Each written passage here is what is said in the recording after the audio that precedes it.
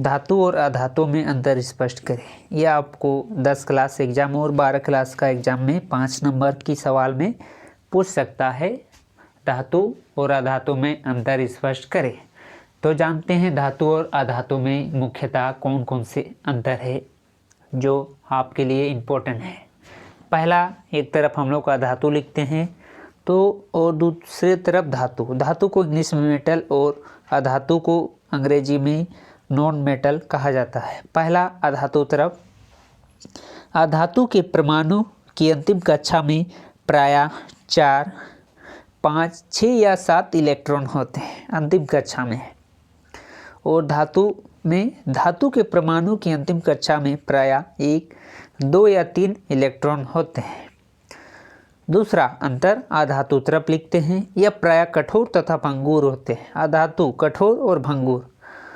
कठोर मतलब टाइट और भंगुर मतलब उसे मारते हैं तो वह पूरा टूट जाता है, यानी जैसे कि लकड़ी को हम लोग कह सकते हैं। और धातु यह प्रायः अप्रत्यक्ष, तन्य तथा आघातवर्णीय होता है। जैसे आघातवर्णीय मतलब जब धातु को हम लोग किसी से चोट करते हैं तो वह चौड़ा हो जाता है, चिपटा हो जाता है, जिसे आघातवर्धनीय कहते हैं। तीसरा अंतर, अधातु तरफ यह विद्युत के कुचालक होते हैं।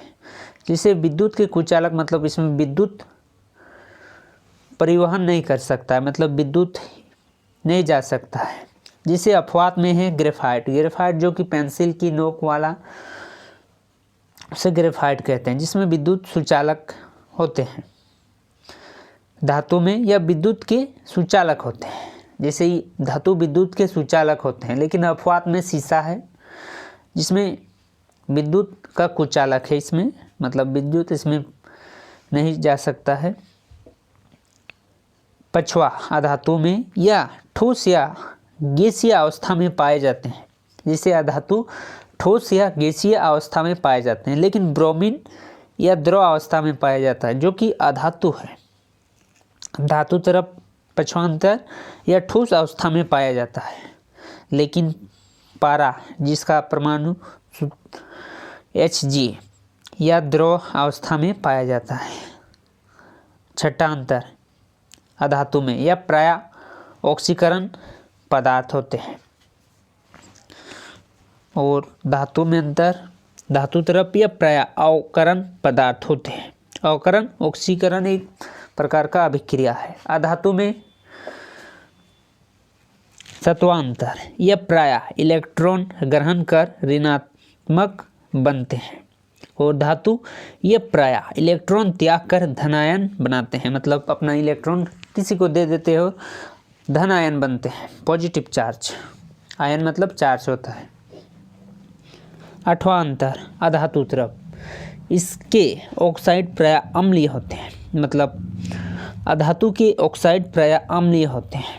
और धातु तरफ आठवां में इनके ऑक्साइड प्रायः क्षारीय होते हैं, मतलब जो धातु वाला ऑक्साइड प्रायः क्षारीय होते हैं।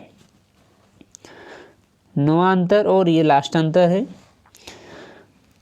अधातु के तरफ साइड में है या अम्ल से अभिक्रिया कर लवण एवं हाइड्रोजन बनाते हैं। अधातु अम्ल से अभिक्रिया करके लवण और हाइड्रोजन बनाते हैं, जबकि धातु या अम्ल से अभिक्रिया कर लवण हाइड्रोजन बनाते हैं।